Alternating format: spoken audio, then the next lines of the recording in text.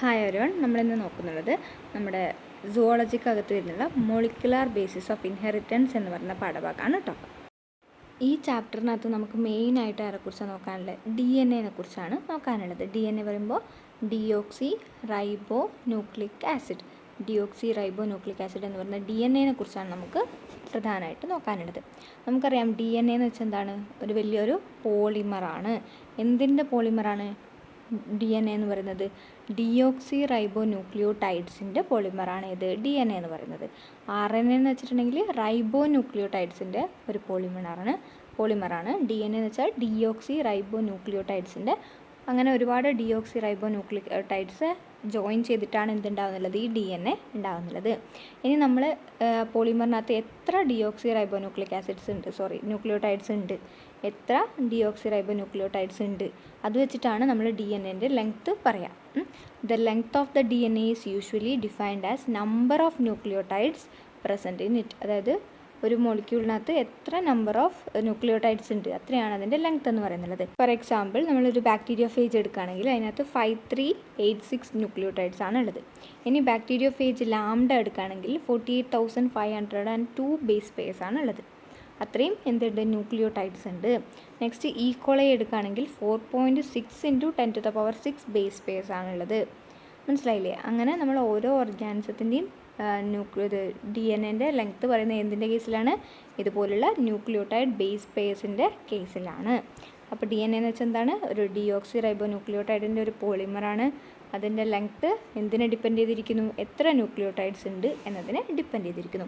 ഇനി നമുക്ക് ഈ ന്യൂക്ലിയോടൈഡ് എന്താണ്, അങ്ങനെയുള്ള നിങ്ങൾക്കിപ്പോൾ കുറച്ച് ടേംസ് കേട്ടുമല്ലോ ഇപ്പോൾ നമ്മൾ പറഞ്ഞ, അതിനകത്ത് ആ ഓരോ ടേംസും നമ്മുടെ DNAൻ്റെ സ്ട്രക്ചർ കാര്യമായിട്ടൊന്ന് നോക്കാം. DNAൻ്റെ സ്ട്രക്ചർ എന്ന് പറയുമ്പോൾ പറഞ്ഞല്ലോ എന്താണ്? ഒരു പോളിമറാണ്. അതിനകത്ത് എന്താ ഉള്ള? ഡിയോക്സി റൈബോ ന്യൂക്ലിയോടൈഡ് ഉണ്ട്.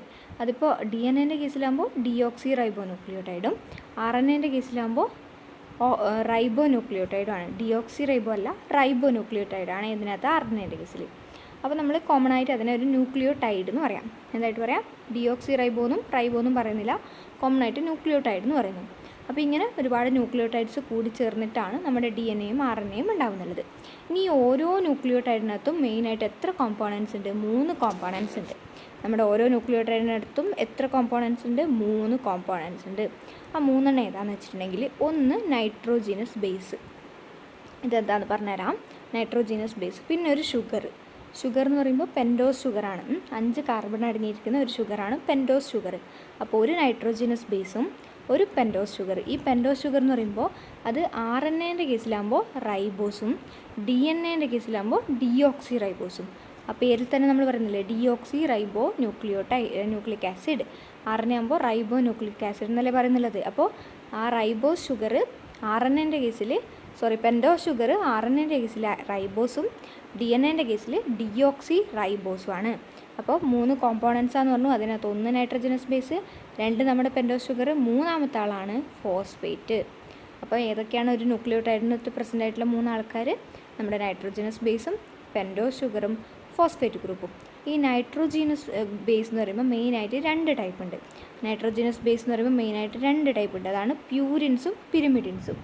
ഏതൊക്കെയാണ്? പ്യൂരിൻസും പിരിമിഡിൻസും. പ്യൂരിൻസ് എന്ന് പറയുമ്പോൾ അഡനിനും ഗ്വാനിനും ഏതായിട്ട് വരും? പ്യൂരിൻസ് ആയിട്ട് വരും. അഡനിനും ഗ്വാനിനും എന്താണ്? പ്യൂരിൻസ് ആണ്. ഇനി പിരിമിഡിൻസ് ആയിട്ട് വരുന്ന ആൾക്കാരാണ് സൈറ്റോസിൻ, യുറാസിൽ, തൈമിൻ.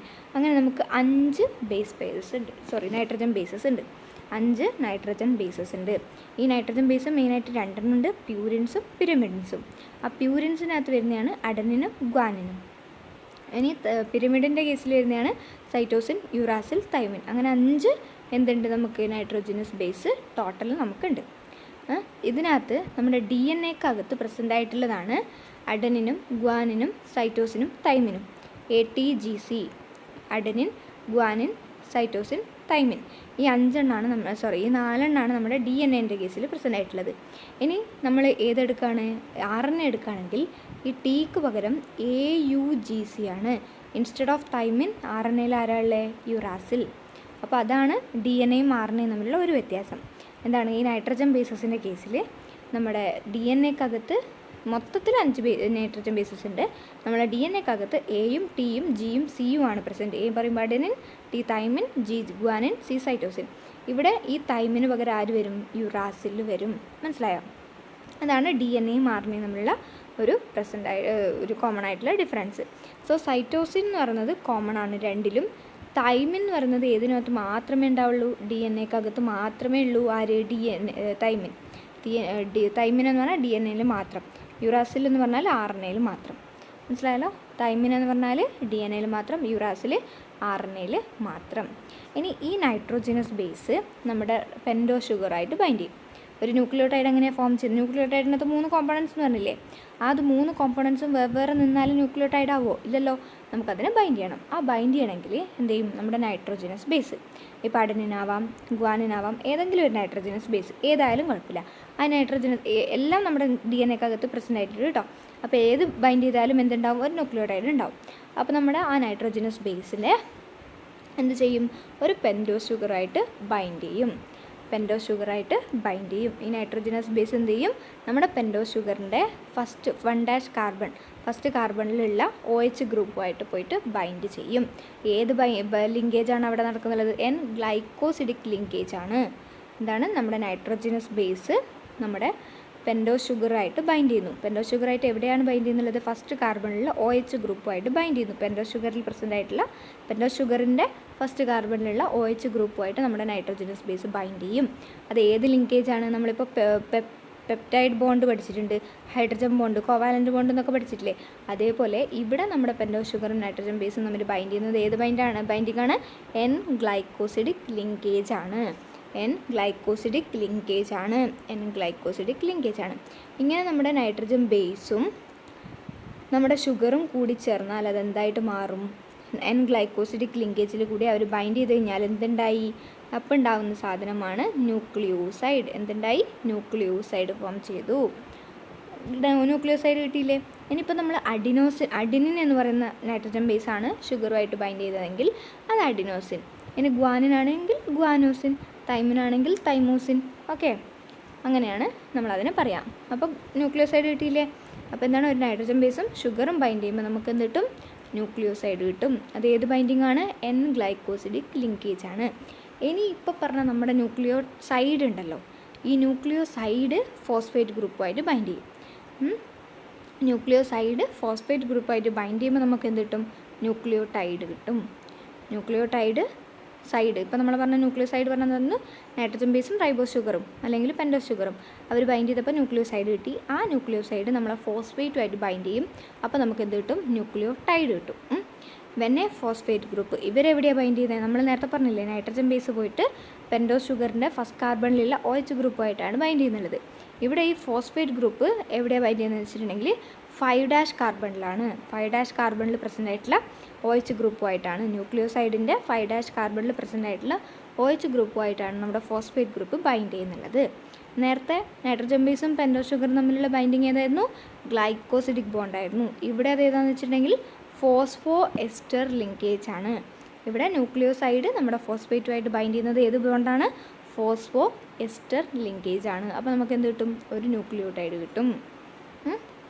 അപ്പോൾ ആ ഇപ്പോൾ കിട്ടിയ ന്യൂക്ലിയോടൈഡ് ഉണ്ടല്ലോ, അങ്ങനെ കിട്ടിയ ഒരു ന്യൂക്ലിയോടൈഡ് വന്നു. ഈ 3 കോമ്പണൻസും ബൈൻഡ് ചെയ്യുമ്പോൾ ഒരു ന്യൂക്ലിയോടൈഡ് ഉണ്ടായി. വേറെ 3 കോമ്പണൻസും കൂടുമ്പോൾ വേറൊരു ന്യൂക്ലിയോടൈഡ് ഉണ്ടായി. ഈ 2 ന്യൂക്ലിയോടൈഡ് തമ്മിൽ ബൈൻഡ് ചെയ്യണം അല്ലേ? അപ്പോൾ നമുക്ക് എന്ത് കിട്ടും? ഒരു ഡൈ ന്യൂക്ലിയോടൈഡ് കിട്ടും. പിന്നെ അങ്ങനെ ഒരുപാട് ന്യൂക്ലിയോടൈഡ് തമ്മിൽ ബൈൻഡ് ചെയ്യുമ്പോൾ നമുക്ക് എന്ത് കിട്ടും? ഒരു പോളി ന്യൂക്ലിയോടൈഡ് ചെയിൻ കിട്ടും. അതാണ് നമ്മുടെ DNA അല്ലെങ്കിൽ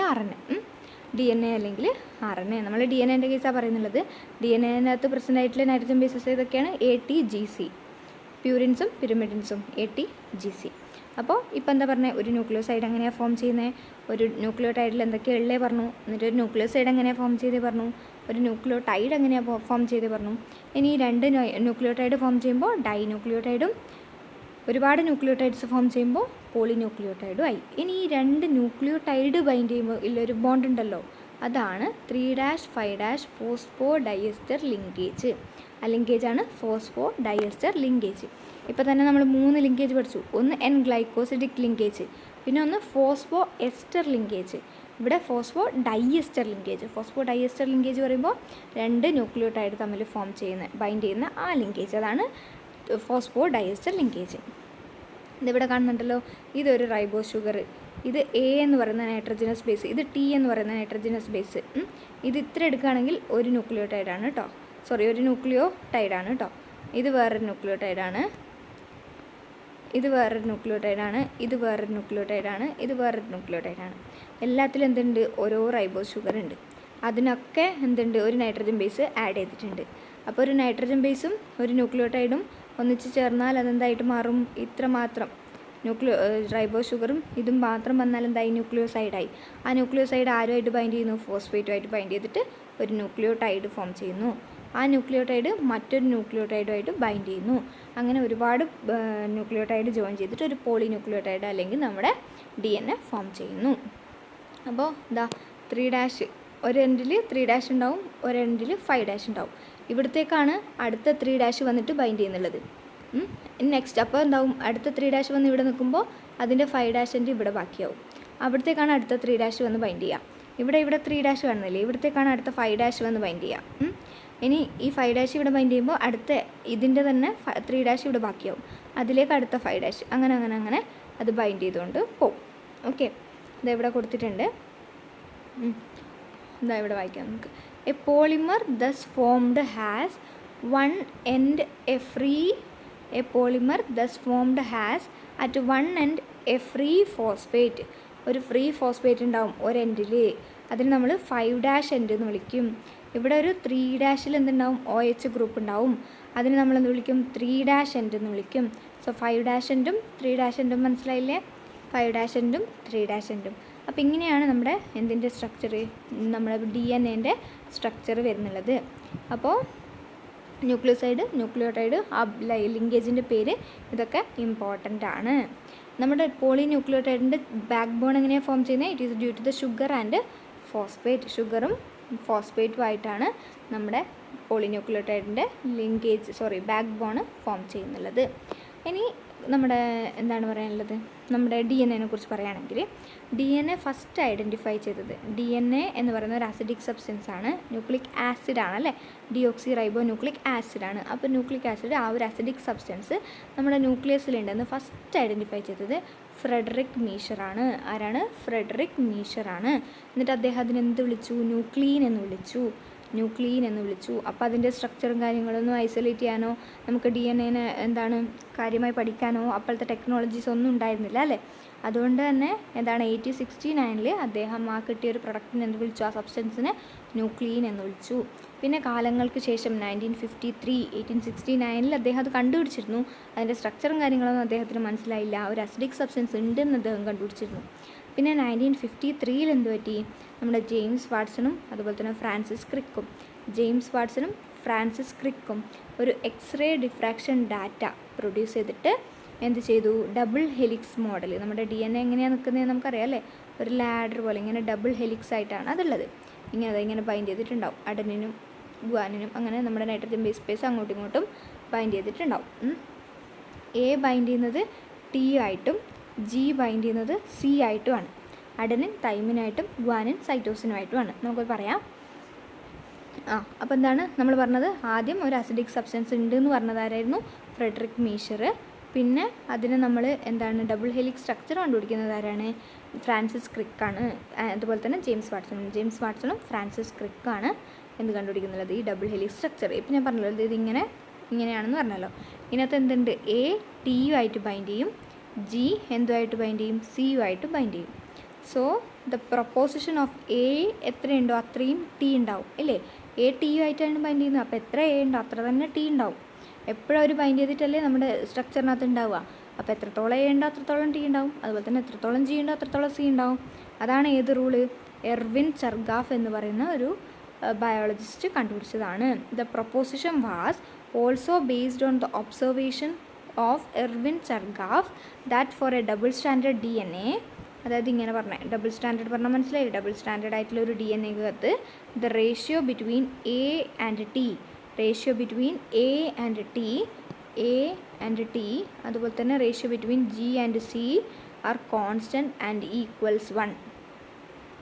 എൻ്റെയും ടീൻ്റെയും റേഷ്യോ എടുത്താലും ജിൻ്റെയും സിൻ്റെയും റേഷ്യോ എടുത്താലും എപ്പോഴും എന്തായിരിക്കും, നമുക്ക് ഈക്വൽ ആയിരിക്കും, 1 കിട്ടും. ഈക്വൽസ് ടു 1 ആയിരിക്കും, കോൺസ്റ്റൻ്റ് ആയിരിക്കും. അതാണ് ഇത് ചർഗാഫ് റൂൾ കൊണ്ട് ഉദ്ദേശിക്കുന്നത്. എർവിൻ ചർഗാഫാണ് അത് ഒബ്സർവ് ചെയ്തത്. അതിന് നമ്മൾ എന്ത് വിളിക്കുന്നു? ചർഗാഫ് റൂൾ എന്ന് വിളിക്കുന്നു. ഇനി ഈ DNA ഡബിൾ ഹെലിക്സ് സ്ട്രക്ചർ നമ്മൾ പറഞ്ഞില്ലേ, ഇപ്പോൾ ഇങ്ങനെയാണ് DNA ഉള്ളത്, ഇങ്ങനെ ഡബിൾ ഹെലിക്സ് സ്ട്രക്ചർ ആയിട്ടാണ് ഉള്ളത്. അതിൻ്റെ കുറച്ച് ഫീച്ചേഴ്സ് ഉണ്ട്, അതിനെക്കുറിച്ച് നമുക്ക് നോക്കാം. ഇങ്ങനെ ഡബിൾ ഹെലിക്കൽ സ്ട്രക്ചർ വേണമെങ്കിൽ എന്ത് വേണം, നമുക്ക് 2 പോളിന്യൂക്ലിയോടൈഡ് ചെയിൻ വേണം അല്ലേ. 2 ഉണ്ടെങ്കിൽ മാത്രമേ, 2 അപ്പുറം ഇപ്പുറം വന്നു, എന്നിട്ട് അതിൽ കോംപ്ലിമെൻ്ററി ആയിട്ടുള്ള നമ്മുടെ നൈട്രജൻ ബേസസ് തമ്മിൽ ബോണ്ട് ഫോം ചെയ്തു. അങ്ങനെയാണ് ഈ ഡബിൾ ഹെലിക്കൽ സ്ട്രക്ചർ ഉണ്ടാകുന്നത്. ഇതൊരു ചെയിൻ, ഇതൊരു ചെയിൻ. ഇതിനകത്ത് നൈട്രജൻ ബേസ് പേഴ്സ് ഉണ്ട്, ഇതിനകത്ത് നൈട്രജൻ ബേസ് പേഴ്സ് ഉണ്ട്. അപ്പോൾ അവർ തമ്മിൽ ബൈൻഡ് ചെയ്യും. അങ്ങനെ ബൈൻഡ് ചെയ്തിട്ടാണ് ഈ ഡബിൾ ഹെലിക്കൽ സ്ട്രക്ചർ ഫോം ചെയ്യുന്നുള്ളത്. അപ്പോൾ ഫസ്റ്റ് പോയിൻ്റ് എന്താണ്? It is made of 2 polynucleotide chains. 2 polynucleotide chains വെച്ചിട്ടാണ് നമ്മുടെ double helical structure of DNA ഉണ്ടാക്കിയിരിക്കുന്നത്. പിന്നെ ആ ബാക്ക് ബോൺ, ആ ചെയിൻ്റെ ബാക്ക് ബോണിൽ എന്തൊക്കെയുള്ളത് നമ്മൾ പഠിച്ചാൽ ഷുഗറും ഫോസ്ഫേറ്റുമാണ്. അതിൻ്റെ ബാക്ക് ബോൺ എന്ന് പറഞ്ഞാൽ ഷുഗറും ഫോസ്ഫേറ്റുമാണ്. ഇനി ഇപ്പം നമ്മൾ പറഞ്ഞ ഈ 2 ചെയിൻ കൂടിയിട്ടാണ് ഇത് രണ്ടും തമ്മിൽ ഇങ്ങനെ ബൈൻഡ് ചെയ്തിട്ടുണ്ടാവും അല്ലേ. ഈ 2 ചെയിൻ ഉണ്ടല്ലോ, അതിൻ്റെ ഒരറ്റം 5' to 3' ആണെങ്കിൽ മറ്റേതെങ്ങനെയായിരിക്കും? 3' to 5' ആയിരിക്കും. ആൻറ്റി പാരലൽ പൊളാരിറ്റി ആയിരിക്കും. അപ്പോൾ ഒന്നിൻ്റെത് 5' to 3' ആയിരിക്കും, ഒന്ന് 3' to 5' ആയിരിക്കും. അപ്പോൾ രണ്ടും തമ്മിൽ മനസ്സിലായല്ലോ. ഇനി ഇപ്പം എന്തൊക്കെയാണ് നമ്മൾ പറഞ്ഞത്? ഇപ്പോൾ പറഞ്ഞ കാര്യം ഞാൻ ജസ്റ്റ് ഒന്നുകൂടെ പറയാണ്. 2 സ്ട്രാൻഡ് ഉണ്ടാവും അല്ലേ, 2 സ്ട്രാൻഡ് ഉണ്ടാവും. ഒന്ന് 5' to 3' ഉണ്ടാവും, ഒന്ന് 3' to 5' ഉണ്ടാവും. ഇങ്ങനെയാണ് 2 സ്ട്രാൻഡ് ഉള്ളത്. ഇനി ഈ 2 സ്ട്രാൻഡ് തമ്മിൽ പെയർ ചെയ്യുന്നത് എങ്ങനെയാണ്? ഇവിടെ ഒരു നൈട്രജൻ ബേസ്, ഇവിടെ ഒരു നൈട്രജൻ ബേസ്, ഇവിടെ ഒരു നൈട്രജൻ ബേസ് ഉണ്ടെന്ന് പറഞ്ഞാൽ ഇവർ രണ്ടും തമ്മിൽ ബൈൻഡ് ചെയ്യൂലേ. ഈ ബോണ്ട് ഏതാണ്? ഹൈഡ്രജൻ ബോണ്ടാണ്. അപ്പോൾ glycosidic bond, phosphoester bond, phosphodiester bond. ഇവിടെ ഏത് ബോണ്ടാണ്? 2 നൈട്രജൻ ബേസ് തമ്മിൽ അങ്ങോട്ടും ഇങ്ങോട്ടും എയും ടിയും തമ്മിൽ ഏത് ബോണ്ടാണ് ഫോം ചെയ്യുന്നത്? ഹൈഡ്രജൻ ബോണ്ടാണ്. ഏതൊക്കെയാണ്? Hydrogen bond forming base pairs. അപ്പോൾ ഒരു ബേസ് പെയർ ഉണ്ടായി. ഈ അഡനിൻ നമ്മുടെ തൈമിനുമായിട്ട് 2 ബോണ്ടാണ്. അഡനിൻ എത്ര ബോണ്ടാണ്? അഡനിൻ തൈമിനുമായിട്ട് 2 ബോണ്ടാണ്. എങ്കിൽ ജി എടുക്കുകയാണെങ്കിൽ നമ്മുടെ ഗ്വാനിനും സൈറ്റോസിനും ആണെങ്കിൽ ട്രിപ്പിൾ ബോണ്ടാണ്. ഗ്വാനിനും സൈറ്റോസിനും ആണെങ്കിൽ ട്രിപ്പിൾ ബോണ്ടാണ്. അഡനിന് എത്ര ബോണ്ടുണ്ട്? Double bond. ഗ്വാനിനും സൈറ്റോസിനും ആണെങ്കിൽ ട്രിപ്പിൾ ബോണ്ട് ഉണ്ട്. അതുകൂടി ഓർത്ത് വെക്കുക, അതെവിടെ എഴുതിയിട്ടുണ്ട് കേട്ടോ. അഡനിൻ ഫോംസ് 2 ഹൈഡ്രജൻ ബോണ്ട്സ് വിത്ത് തൈമിൻ. അഡനിൻ എപ്പോഴും തൈമിനായിട്ടേ ബൈൻഡ് ചെയ്യുള്ളൂ, ഗ്വാനിൻ എപ്പോഴും സൈറ്റോസിനായിട്ടേ ബൈൻഡ് ചെയ്യുള്ളൂ. അഡനിൻ എപ്പോൾ ബൈൻഡ് ചെയ്യുന്നുണ്ടെങ്കിലും ഡബിൾ ബോണ്ടായിട്ടായിരിക്കും. അതുപോലെ തന്നെ തൈമിൻ എപ്പോഴായിട്ട് ബോണ്ട് ചെയ്യുന്നുണ്ടെങ്കിലും അവിടെയും ഡബിൾ ബോണ്ടായിരിക്കും. അഡനിൻ എപ്പോഴും തൈമിൻ എപ്പോഴും അഡനിനായിട്ടേ ബൈൻഡ് ചെയ്യുള്ളൂ. എയും ടിയും തമ്മിൽ മാത്രമേ ബൈൻഡിങ് നടക്കുള്ളൂ, അതും ഡബിൾ ബോണ്ടിലായിരിക്കും. ഇനി ഗ്വാനിൻ എപ്പോഴും ആരുമായിട്ട് ബൈൻഡ് ചെയ്യുള്ളൂ? സൈറ്റോസിനായിട്ടായിരിക്കും. അതും 3 ഹൈഡ്രജൻ ബോണ്ട് വെച്ചിട്ടാണ്. എന്താണ്? 3 ഹൈഡ്രജൻ ബോണ്ട് വെച്ചിട്ടാണ്. അപ്പോൾ പ്യൂരിൻസ് ഏതൊക്കെയായിരുന്നു? നമ്മൾ ഏതൊക്കെ പറഞ്ഞ? അഡനിനും ഗ്വാനിനുമാണ് പ്യൂരിൻസ്. അപ്പോൾ ഈ പ്യൂരിൻസിൻ്റെ ഓപ്പോസിറ്റ് ബൈൻഡ് ചെയ്യുന്ന ആൾക്കാർ ആരൊക്കെയാണ്? പിരിമിഡിനിൽ. So always purine comes opposite to pyrimidine. മനസ്സിലായില്ലേ? അപ്പോൾ ഡബിൾ ബോണ്ടും ഇതിനകത്താണ് ട്രിപ്പിൾ ബോണ്ടും ഫോം ചെയ്യുന്നതെന്ന് മനസ്സിലായി. അതാണ് 3rd പോയിന്റിൽ പറഞ്ഞിട്ടുള്ളത്. ഇനി ഇത് കോയിൽ ചെയ്തിട്ടുണ്ടെന്ന് പറഞ്ഞാൽ നമ്മൾ ജസ്റ്റ് ഇങ്ങനെ കോയിൽ ചെയ്തിട്ടുണ്ടെന്ന് പറഞ്ഞു. അത് ഏത് ഫാഷനിലാണ്? റൈറ്റ് ഹാൻഡഡ് ഫാഷനിലാണ് ഇത് കോയിൽ ചെയ്തിരിക്കുന്നത്. ഇനി ഇതിൻ്റെ ഹെലിക്സിൻ്റെ ഇതെത്രയാണ്? 3.4 നാനോമീറ്റർ ആണ്. 3.4 നാനോമീറ്റർ ആണ്. ഓരോ ഹെലിക്സിൻ്റെയും എന്താണ് ഇത് പിച്ച് എന്ന് പറയുന്നത് 3.4 നാനോമീറ്റർ ആണ്. പിന്നെ ഓരോ ഹെലിക്സ് എടുക്കുകയാണെങ്കിലും നമുക്ക് എത്ര ബേസ് പേഴ്സ് കിട്ടും? 10 ബേസ് പേഴ്സ് കിട്ടും. ഓരോ ടേൺ എടുക്കുകയാണെങ്കിലും നമുക്ക് എന്ത് കിട്ടും? 10 ബേസ് പേഴ്സ് കിട്ടും. പിന്നെ distance between a base pair in a helix is approximately 0.34 nanometre. 0.34 nanometre. ഇവിടുത്തെ ചിത്രം നോക്കിക്കോ, ഇതിൽ മനസ്സിലാവും. എയും ടിയും ആയിട്ടാണ് ഡബിൾ ബോണ്ട്. ഇവിടെ ജിയും സിയും ആയിട്ടാണ് ട്രിപ്പിൾ ബോണ്ട്. ഇത് ഏത് ബോണ്ടാണ്? ഹൈഡ്രജൻ ബോണ്ടാണ്. അഡനിൻ എപ്പോഴും ആരായിട്ട് ബൈൻഡ് ചെയ്യുള്ളൂ? തൈമിനായിട്ട്. ഗ്വാനിൻ എപ്പോഴും ആരായിട്ട് ബൈൻഡ് ചെയ്യുള്ളൂ? സൈറ്റോസിൻ. ഇതിവിടെ എവിടെ എടുത്താലും നിങ്ങൾക്ക് അങ്ങനെ കാണാൻ പറ്റും. സോ ഇതൊരു DNA സ്ട്രക്ചറാണ്, മറ്റതൊരു DNA സ്ട്രക്ചറാണ്. ഇവർ തമ്മിൽ ബൈൻഡ് ചെയ്തിരിക്കുന്നത് എങ്ങനെയാണ്? ബേസ് പേഴ്സ് വഴിയാണ്. ഈ ബേസ് പേഴ്സ് എന്ന് പറയുമ്പോൾ ഏത് ബോണ്ടാണ്? ഹൈഡ്രജൻ ബോണ്ടാണ്. അത്രയും കാര്യങ്ങളാണ് നമ്മൾ പറഞ്ഞിട്ടുള്ളത്. അപ്പോൾ DNA സ്ട്രക്ചർ മനസ്സിലായല്ലോ. നെക്സ്റ്റ് ആണ് സെൻട്രൽ ഡോഗ്മ. എന്താണ് സെൻട്രൽ ഡോഗ്മ? ഫ്രാൻസിസ് ക്രിക്കാണ് സെൻട്രൽ ഡോഗ്മ പ്രപ്പോസ് ചെയ്യുന്നുള്ളത്. ഇതിനകത്ത് എന്ന് പറയുന്നത് വെച്ചിട്ടുണ്ടെങ്കിൽ നമുക്കറിയാം നമ്മുടെ DNA-ക്കകത്താണ് ജനറ്റിക് ഇൻഫർമേഷൻ ഉള്ളതെന്ന് അറിയാം അല്ലേ. ഓരോ ഇൻഡിവിജ്വലിൻ്റെ ജനറ്റിക് ഇൻഫർമേഷൻ ഉള്ളത് നമ്മുടെ DNA-യിലാണ്. ഈ DNA സ്വയം റെപ്ലിക്കേറ്റ് ചെയ്യും. ഡബിൾ സ്റ്റാൻഡ് DNA എടുക്കുകയാണെങ്കിൽ ഇങ്ങനെ 2 സ്റ്റാൻഡ് ഉണ്ടെങ്കിൽ ഈ ഒരു സ്റ്റാൻഡിൽ നിന്ന് നമുക്ക് പുതിയൊരു സ്റ്റാൻഡ് ഫോം ചെയ്യാൻ പറ്റും, ഇവിടെ നിന്ന് നമുക്ക് പുതിയൊരു സ്റ്റാൻഡ് ഫോം ചെയ്യാൻ പറ്റും. അങ്ങനെ പുതിയൊരു DNA ഉണ്ടാവും. അതിനെയാണ് നമ്മൾ റെപ്ലിക്കേഷൻ എന്ന് പറയാം. അങ്ങനെയുള്ള DNA പിന്നെ എന്തായിട്ട് മാറും? RNA ആയിട്ട് മാറും. DNA RNA ആയിട്ട് മാറും. അതായത് ജനറ്റിക് ഇൻഫർമേഷൻ ഫ്ലോ ചെയ്യാണ് DNA-യിൽ നിന്ന് RNA-യിലേക്ക്. അതിനെയാണ് DNA to RNA, അതിനെയാണ് നമ്മൾ ട്രാൻസ്ക്രിപ്ഷൻ എന്ന് പറയാം. പിന്നെ ഈ RNA എന്തായിട്ട് മാറും? പ്രോട്ടീനായിട്ട് മാറും. അതിനെയാണ് നമ്മൾ ട്രാൻസ്ലേഷൻ എന്ന് പറയാം. അപ്പോൾ ജനറ്റിക് ഇൻഫർമേഷൻ എങ്ങനെയാണ് ഫ്ലോ ചെയ്യുന്നത്? DNA-യിൽ നിന്ന് RNA, RNA-യിൽ നിന്ന് പ്രോട്ടീൻ. അപ്പോൾ DNA-യിൽ നിന്ന് RNA-യിലേക്ക് പോകുന്ന അതിനെയാണ് നമ്മൾ എന്തെന്ന് പറയുക? ട്രാൻസ്ക്രിപ്ഷൻ. RNA-യിൽ നിന്ന് പ്രോട്ടീനിലേക്ക് പോകുന്നതാണ് ട്രാൻസ്ലേഷൻ. പിന്നെ DNA സ്വയം റെപ്ലിക്കേറ്റ് ചെയ്യുന്നത് റെപ്ലിക്കേഷൻ. ഇതാണ് എന്ത്? Central dogma. ആരാ പ്രപ്പോസ് ചെയ്ത്? Francis Crick. ഇത്രയും ക്ലിയർ അല്ലേ? ഇനി നോക്കാനുള്ളതാണ് ട്രാൻസ്ക്രിപ്ഷൻ. ട്രാൻസ്ക്രിപ്ഷൻ എന്ന് വെച്ചാൽ എന്താണ്? നമ്മൾ പറഞ്ഞു നമ്മുടെ ജനറ്റിക് ഇൻഫർമേഷൻ DNA-യിൽ നിന്ന് RNA-യിലേക്ക് പോകുന്നുണ്ടല്ലോ, അതിനെയാണ് നമ്മൾ എന്തെന്ന് പറയാം? ട്രാൻസ്ക്രിപ്ഷൻ എന്ന് പറയാം. എന്താണ്? DNA-യിൽ നിന്ന് നമ്മുടെ ജനറ്റിക് ഇൻഫർമേഷൻ RNA-യിലോട്ട് പോകുന്നത് എന്താണ്? ട്രാൻസ്ക്രിപ്ഷൻ എന്ന് പറയും. ഇവിടെ ഒരു DNA എന്തായിട്ട് മാറുന്നു? RNA ആയിട്ട് മാറുന്നു. അപ്പോൾ ഈ ട്രാൻസ്ക്രിപ്ഷൻ നടക്കണമെങ്കിൽ നമുക്കൊരു ട്രാൻസ്ക്രിപ്ഷൻ യൂണിറ്റ് ഉണ്ട്. ആ ട്രാൻസ്ക്രിപ്ഷൻ യൂണിറ്റകത്ത് മാത്രമേ ഈ ട്രാൻസ്ക്രിപ്ഷൻ നടക്കുള്ളൂ. നമ്മുടെ DNA റെപ്ലിക്കേഷൻ എന്ന് പറഞ്ഞാൽ ഒരു സ്ട്രാൻഡ് എടുത്താൽ അതിൻ്റെ കംപ്ലീറ്റ് പുതിയൊരു സ്ട്രാൻഡ് ഫോം ചെയ്യും. അത് തന്നെ ഡ്യൂപ്ലിക്കേറ്റ് ചെയ്യാണ് റെപ്ലിക്കേഷനകത്ത് ചെയ്യാം. പക്ഷേ നമ്മുടെ ട്രാൻസ്ക്രിപ്ഷൻ എന്ന് പറഞ്ഞാൽ ഇതെങ്ങനെ നമ്മുടെ DNA ഉണ്ടെങ്കിൽ നമുക്കത് ഇത്രയും പാർട്ട് മാത്രമേ ഒരു എവിടെയാണോ നമ്മുടെ ജീൻ, അതായത് ആ ഇൻഫർമേഷൻ അടങ്ങിയിരിക്കുന്നുള്ളത്, DNA-ൻ്റെ ഒരു ഫ്രാഗ്മെൻറ്റ്, അത് മാത്രമേ എന്തായിട്ട് മാറുള്ളൂ? RNA ആയിട്ട് മാറുള്ളൂ. എവിടെയാണോ നമ്മുടെ ഇൻഫർമേഷൻ അടങ്ങിയിരിക്കുന്നത് അത് മാത്രമേ RNA ആയിട്ട് മാറുള്ളൂ. അതുകൊണ്ട് മൊത്തത്തിൽ നമുക്കൊരു DNA-നെ എന്ത് ചെയ്യേണ്ടതായിട്ടില്ല? ട്രാൻസ്ക്രിപ്റ്റായിട്ട്, അതായത് RNA ആയിട്ട് മാറ്റേണ്ടതില്ല. അപ്പോൾ എന്താണ്? ഒരു ട്രാൻസ്ക്രിപ്ഷൻ യൂണിറ്റ് ഉണ്ട്. ആ ട്രാൻസ്ക്രിപ്ഷൻ യൂണിറ്റിൻ്റെ അകത്ത് എന്തൊക്കെയുണ്ട്? ആ ട്രാൻസ്ക്രിപ്ഷൻ യൂണിറ്റിൻ്റെ അകത്താണ് നമുക്ക് എന്താണ് നമ്മുടെ ജീൻ അടങ്ങിയിരിക്കുന്നത്, അതായത് നമ്മുടെ ഇൻഫർമേഷൻ അടങ്ങിയിരിക്കുന്നത്. അപ്പോൾ ഈ ട്രാൻസ്ക്രിപ്ഷൻ യൂണിറ്റിൻ്റെ ചിത്രമാണ് ഇവിടെ കൊടുത്തിട്ടുള്ളത്. എന്താണ്? ഒരു പ്രൊമോട്ടർ ഉണ്ടാവും, ഒരു ടെർമിനേറ്റർ ഉണ്ടാവും, ടെർമിനേറ്റർ ഉണ്ടാവും, പിന്നെ സ്ട്രക്ചറൽ ജീൻ ഉണ്ടാവും. ഈ പ്രൊമോട്ടർ എന്ന് പറയുമ്പോൾ ഇവിടെ വെച്ചിട്ടാണ് നമ്മുടെ സിന്തസിസ് നടക്കുന്നത്. ഈ പ്രൊമോട്ടറിൽ വെച്ചിട്ടാണ് നമ്മുടെ സിന്തസിസ് സ്റ്റാർട്ട് ചെയ്യുക. ഈ ടെർമിനേറ്റർ എന്ന് പറയുമ്പോൾ ആ പേരിൽ തന്നെ മനസ്സിലാകുന്നില്ല എന്താണ്? അവിടെ വെച്ച് കഴിയുമ്പോൾ നമ്മുടെ പ്രോസസ്സ് ടെർമിനേറ്റ് ചെയ്യും. ഇനി ഇത്രയും ജീൻ ഉണ്ടല്ലോ, സ്ട്രക്ചറൽ ജീൻ എന്നറിയപ്പെടും. എന്തറിയപ്പെടും? Structural gene. അവിടെയാണ് നമ്മുടെ ഇൻഫർമേഷൻ അടങ്ങിയിരിക്കുന്നത്. RNA ആയിട്ട് മാറുമ്പോൾ ക്യാരി ചെയ്യുന്ന ഇൻഫർമേഷൻ എവിടെ അടങ്ങിയിരിക്കുന്നത്? ഈ സ്ട്രക്ചറൽ ജീനിലാണ്. അപ്പോൾ ട്രാൻസ്ക്രിപ്ഷൻ യൂണിറ്റ് എന്താണെന്ന് മനസ്സിലായല്ലോ. ഇനി ഈ സിന്തസിസ് എപ്പോഴും ഏത് ഡയറക്ഷനിൽ നടക്കുള്ളൂ? 5 to 3' ഡയറക്ഷനിൽ മാത്രമേ നടക്കുള്ളൂ. ഏത് ഡയറക്ഷനിൽ മാത്രം? 5 to 3' ഈ ഡയറക്ഷനിലാണ് നടക്കുന്നത്. അപ്പോൾ ഏത് സ്റ്റാൻഡാണ് നമുക്കിവിടെ കോംപ്ലിമെൻ്ററി ആയിട്ടുള്ളത്?